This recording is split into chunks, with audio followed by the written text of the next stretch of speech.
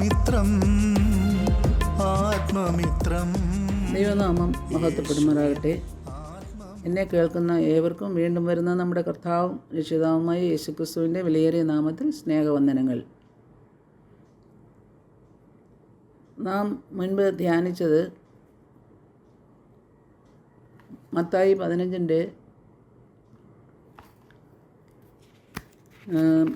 15-ൻ്റെ 21 മുതൽ 28 വരെയുള്ള ഭാഗങ്ങളായിരുന്നല്ലോ. സോർ, സീദോൻ എന്നീ സ്ഥലങ്ങളിലേക്ക് വാങ്ങിപ്പോയ കർത്താവിൻ്റെ അടുത്ത് ഒരു കനാന്യ സ്ത്രീ, പുറജാതിക്കാരിയായ ഒരു കനാന്യ സ്ത്രീ വന്ന് വിശ്വാസത്താൽ അനുഗ്രഹം പ്രാപിച്ച് അവളുടെ മകൾക്ക് സൗഖ്യം ലഭിച്ചു പോകുന്നതാണ് നാം കണ്ടത്. കൃപാദാനം എന്ന് വരേണ്ടതിന്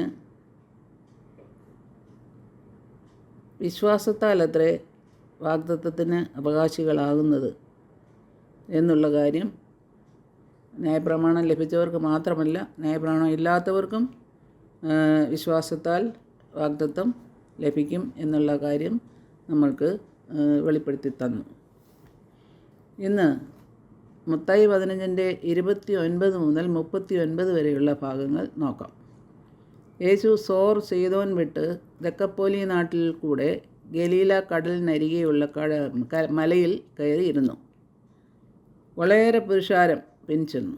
മുടന്തർ, കുരുടർ, ഊമർ, കൂനർ ഇങ്ങനെ പലരെയും സൗഖ്യമാക്കി. പുരുഷാരം ഇതെല്ലാം കണ്ട് ആശ്ചര്യപ്പെട്ട് ദൈവത്തെ മഹത്വപ്പെടുത്തി. യേശു താൻ ദൈവപുത്രനാണെന്ന് വെളിപ്പെടുത്തുന്ന അനേകം അത്ഭുതങ്ങൾ ചെയ്തിരുന്നു. കർത്താവിൻ്റെ വചനം കേൾപ്പാനും സൗഖ്യം പ്രാപിപ്പാനുമായി വളരെ പുരുഷാരം 3 ദിവസങ്ങളായി കർത്താവിനോടൊപ്പം ഉണ്ടായിരുന്നു. കർത്താവിന് അവരോട് മനസ്സലിവ് തോന്നി. അവരെ പട്ടിണിയായി തിരികെ അയക്കുവാൻ മനസ്സായില്ല. മത്തായി 14-13 മുതൽ 21 വരെ പറയുന്നുണ്ട്. അവിടെയും ഒരു അത്ഭുതം നടക്കുന്നതായിട്ട് കാണാം. 5000 പേരെ പോഷിപ്പിച്ച കാര്യം കാണാം. ഇതും തമ്മിൽ അടിസ്ഥാനപരമായി പല സാമ്യങ്ങളും വ്യത്യാസങ്ങളും ഉണ്ട്. ആളുകളുടെ എണ്ണം, അപ്പത്തിൻ്റെ എണ്ണം, പട്ടികളുടെ എണ്ണം ആദ്യത്തേതിൽ നിന്നും വ്യത്യസ്തമാണ്. ഇത് വേറൊരു ഇൻസിഡൻ്റ് ആണെന്ന് നമുക്ക് മനസ്സിലാക്കാം. 2 സമയത്തെ സംഭവങ്ങളാണെന്ന് മനസ്സിലാക്കാം. എല്ലാവരും തിന്ന് തൃപ്തരായി. ആരും വിശന്ന് പോകേണ്ടതായി വന്നില്ല. 15-37. ഈ സംഭവത്തിൽ നിന്നും യേശു സ്വർഗത്തിൽ നിന്ന് ഇറങ്ങി വന്ന ജീവനുള്ള അപ്പമാണെന്ന് മനസ്സിലാക്കാം. ഭൂലോകം വായിൻ വാർത്തയാൽ ഉളവാക്കിയതുപോലെ ജനത്തിനുള്ള ആഹാരം ഒന്നുമില്ലായ്മയിൽ നിന്ന് ഉൽപ്പാദിപ്പിക്കുവാൻ യേശുവിന് കഴിയും. എന്നാൽ ശിഷ്യന്മാരെയും ഈ ശുശ്രൂഷയിൽ ഉൾപ്പെടുത്തുവാനും അവരുടെ കയ്യിലുള്ളത് കർത്താവിനെ ഭരമേൽപ്പിക്കുവാനും അവർക്കുള്ള അവസരം കൊടുക്കുകയായിരുന്നു. നമുക്കും ദൈവിക ശുശ്രൂഷയിൽ ഭാഗഭാക്കാകുവാനുള്ള അവസരങ്ങൾ കർത്താവ് നൽകുമ്പോൾ നാം പ്രയോജനപ്പെടുത്തേണ്ടതാണ്.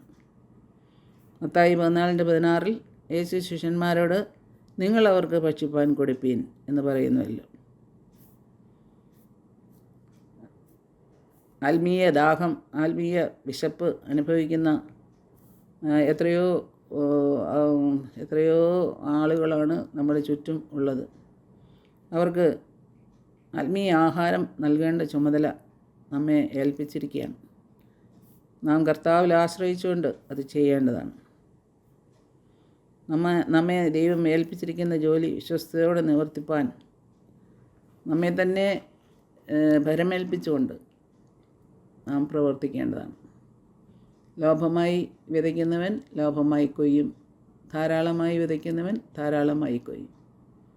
പിന്നെ യേശു പുരുഷാരത്തെ പറഞ്ഞയച്ചിട്ട് പടകിൽ കയറി മഗദ ദേശത്ത് എത്തി. ഇസ്രായേൽ പൗരതയോടെ ബന്ധമില്ലാതെ ജാതികളായി കിടന്നിരുന്ന നമുക്കും രക്ഷ സൗജന്യമായി നൽകിയ കർത്താവിനെ സ്തുതിച്ചുകൊണ്ട് ആരെങ്കിലും ഈ രക്ഷയുടെ അനുഭവത്തിലേക്ക് വന്നിട്ടില്ല എങ്കിൽ അതിനുള്ള അവസരം ഇതാണ് എന്ന് മനസ്സിലാക്കി കർത്താവായ യേശുക്രിസ്തുവിൻ്റെ രക്ഷണ പ്രവൃത്തിയിൽ വിശ്വസിച്ച് രക്ഷ പ്രാപിക്കുക. ദൈവനാമം മഹത്വപ്പെടുമാറാകട്ടെ.